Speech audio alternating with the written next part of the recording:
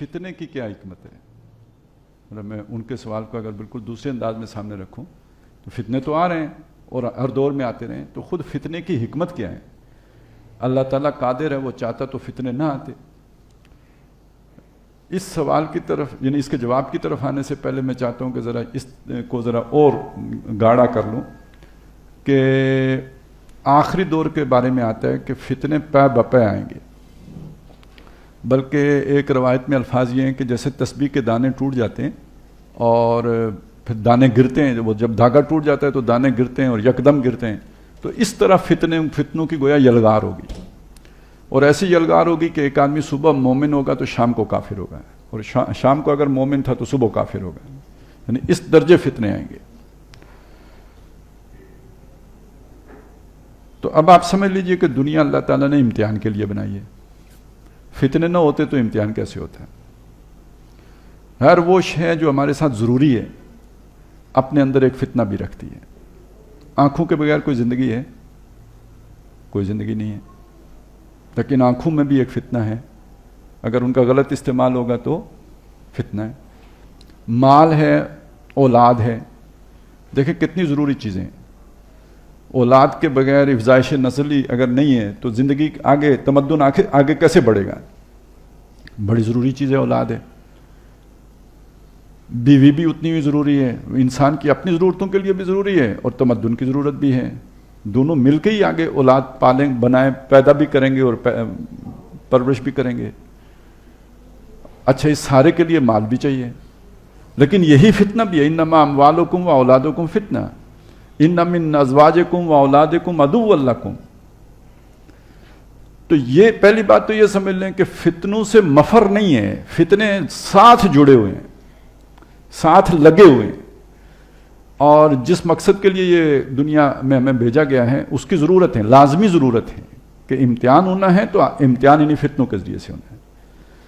اچھا، یہ وہ فتنے ہیں کہ جو ہماری یعنی شخصیت کا حصہ ہیں، لیکن کچھ خارج سے بھی فتنے آتے ہیں، جیسے جن کا ذکر بھائی کر رہے تھے، یا جن کا حدیث میں ذکر آیا کہ اتنے فتنے ہوں گے کہ وہ بندے کو صبح مومن ہوگا تو شام کو کافر کر چکے ہوں گے۔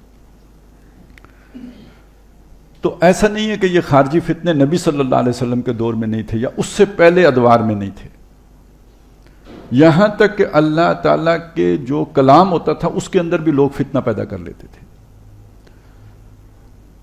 سورہ کہف میں ایک ایسے فتنے کا ذکر ہے۔ سورہ کہف ویسے بھی فتنوں ہی کے حوالے سے ہے، جو مختلف فتنے آ سکتے ہیں، انہی میں سے دجال کا فتنہ ہے، اس کے لیے وہ پناہ بھی بیان کی گئی ہے۔ تو اس کا میرا خیال 8واں رکوع ہے اس کا، کہ جس میں یہ بتایا گیا ہے کہ وما نرسل المرسلین الا مبشرین و منذرین، ہم نے رسول نہیں بھیجے مگر وہ خوشخبری بھی دیتے تھے، خبردار بھی کرتے تھے۔ وَيُجَادِلُ الَّذِينَ كَفَرُوا بِالْبَاطِلِ، وہ جو رسول خوشخبری یا خبردار کرتے تھے یا جو اللہ کا کلام پیش کرتے تھے اس میں بحث کرتے تھے، کیڑے نکالتے تھے، مین میخ نکالتے تھے، وہ لوگ جو کافر ہیں باطل طریقے سے۔ ایک ہوتا ہے نا کہ آپ نے صحیح بات کی، بندے نے پک کی، اس پر جو اشکال ہے وہ سامنے رکھا، سوال کی صورت میں سامنے رکھا۔ ایک یہ ہوتا ہے کہ اس کو ٹیڑھے معنی دیے اور باقیوں کو بھی، ان کے ذہن کو بھی ابہام کا شکار کرنے کی کوشش کی، تو وہ یہ کام کرتے تھے۔ وَيُجَادِلُ الَّذِينَ كَفَرُوا بِالْبَاطِلِ، اور پھر ساتھ بتایا کہ اس سے بڑا ظالم کون ہوگا کہ جو اللہ کی آیات کے ذریعے سے جسے سمجھایا گیا ہو اور وہ پھر بھی کنی کترا جائے۔ تو یہ بھی ایک فتنہ ہے، تعبیر الٹ دینا، اللہ کی بات کی تعبیر الٹی کر دینا، خود بدلتے نہیں قرآن کو بدل دیتے ہیں، وہ یہ والی جو چیز، یہ بھی ایک فتنہ ہے، حضور کے دور میں بھی تھا۔ چنانچہ نبی صلی اللہ علیہ وسلم سے اس معاملے میں پھر پوری کھل کے بات کی گئی، کیونکہ صحابہ، جیسے ابھی سوال آپ کا آیا تو صحابہ کے ذہن میں بھی اس طرح کے سوال آتے تھے۔ بلکہ یہ دیکھیں نا، جو فرعون کو اللہ نے طاقت دی، نمرود کی طاقت تھی، آگ میں حضرت ابراہیم کو ڈال دیا، یا یہ کہ وہاں ابو جہل اور سرداران قریش کے پاس اتنی طاقت تھی کہ حضرت بلال کو مار رہے ہیں، خباب بن الارض کو آگ میں جو ہے وہ دیکھتے انگاروں پہ لٹا رہے ہیں، تو یہ بھی تو فتنہ ہے نا۔ بنی اسرائیل کے ساتھ جو مصر میں فرعون کر رہا تھا وہ بھی تو فتنہ تھا نا۔ تو ان کے ذہنوں میں وہ بھی تھا کہ ہم حق پر ہیں تو ہم پر اتنا تشدد کیوں، اتنی زیادتی کیوں، یہ کفار کو اتنی کھلی چھوٹ کیوں ملی ہوئی ہے۔ تو ایک فتنے کی نوعیت وہ ہے کہ جو کفار کو طاقت ان کو حاصل ہے، اور ایک فتنے کی نوعیت یہ ہے کہ وہ جو کنفیوژن کریٹ کرتے ہیں۔ حق کے ساتھ باطل کو گڈمڈ کر دیتے ہیں. یہ سارے فتنے یہ ذہن میں ہیں. جب یہ ذہن میں ہے تو اللہ تعالیٰ نے اس کی وضاحت کر دی اور واضح کھول دی بات. وہ ہمیں بھی سمجھنے کی ضرورت ہے کیونکہ ہمارے دور میں وہ فتنے اس سے بھی زیادہ ہیں, جبر اس سے بھی زیادہ ہو گیا. اور طرح سے ہے لیکن ہے. بات کو گھمانا, بات کو بالکل یعنی سچ کو جھوٹ ثابت کرنا, جھوٹ کو سچ بنا دینا, یہ آج میڈیا کے ذریعے سے بہت آسان ہو گیا.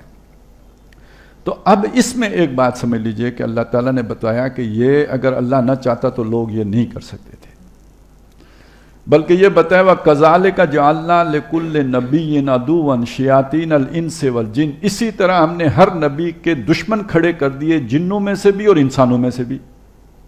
یوخی بعضهم الی بعض زخرف القول غرورا, وہ ایک دوسرے کے ساتھ کمیونیکیٹ کرتے ہیں دھوکے کی باتیں, وہی دھوکہ دینے والی, وہ فتنہ انگیز باتیں وہ ایک دوسرے کی طرف کمیونیکیٹ کرتے ہیں.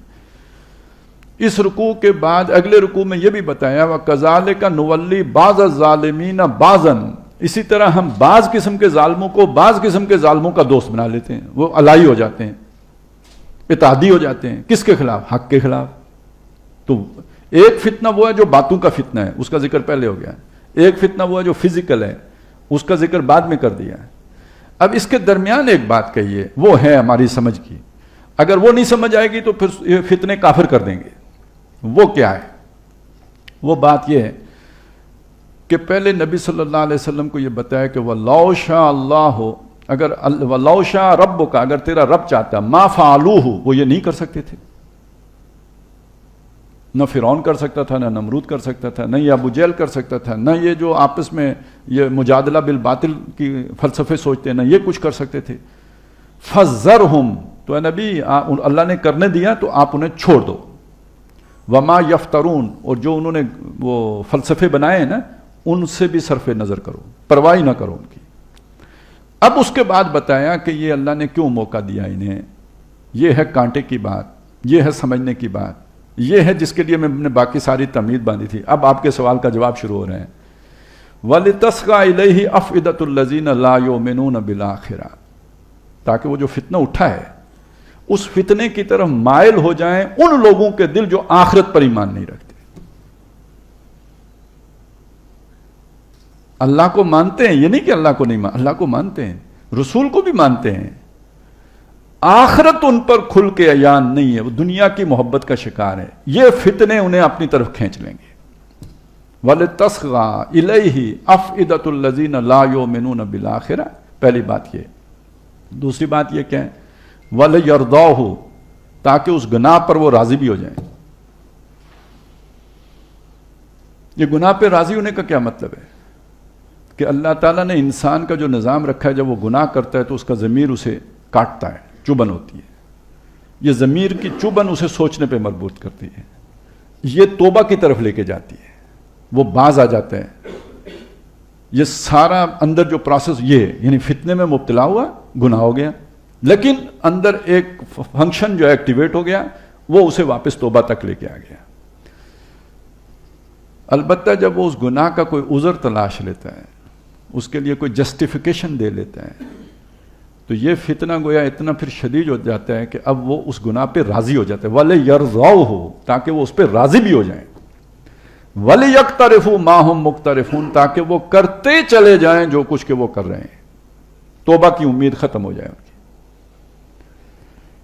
تو فتنے کا تعلق انسان کے ایمان کی آزمائش کے ساتھ آ گیا. یہاں پہ بات بالکل کھل کے آ گئی, اور ساتھ یہ بات واضح ہو گئی کہ ان فتنہ گروں کو اللہ نے یہ موقع اس لیے دیا ہوا ہے کہ جن کے ایمان میں کوئی کمی ہے تو اس کمی کا ازالہ ہو جائے. ازالہ نہیں, اس کمی کے نتیجے اگر اس کا ازالہ نہیں ہو سکتا تو وہ ہمیشہ ہمیشہ کے لیے اس فتنے کی نظر ہو جائیں, یہ چھٹ کے علیحدہ ہو جائیں. یہ اس طرح کے کمزور لوگ جو ہیں وہ حق کے ساتھ رہیں ہی نہ, چھنٹی ہو جائے.